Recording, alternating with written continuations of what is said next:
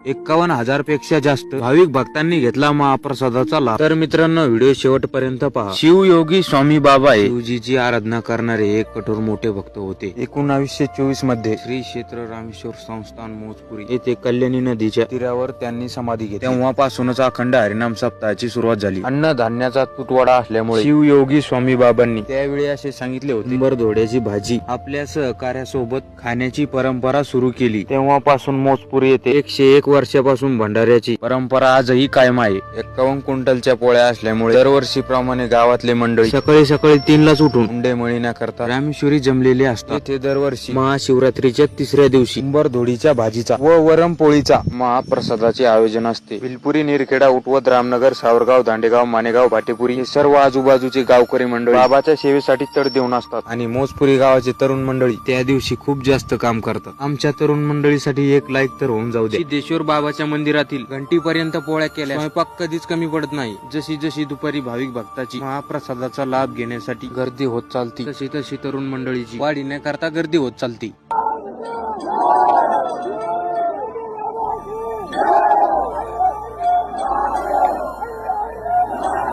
पहिल्या 3 पंक्ती महिला मंडळाच्या असतात। तुम्ही महाप्रसादाचा लाभ घेण्याकरता कुठून आलतात कमेंट मध्ये नक्की सांगा। 4:30 ते 5च्या दरम्यान शिवयोगी स्वामी बाबाची पालखी रामेश्वर बाबाच्या दर्शनासाठी व आरतीसाठी दरवर्षीप्रमाणे येत असते। रामेश्वर बाबाची आरती झाल्यावर शिवयोगी स्वामी बाबाची पालखी गावात मिरवणूकसाठी जात असते।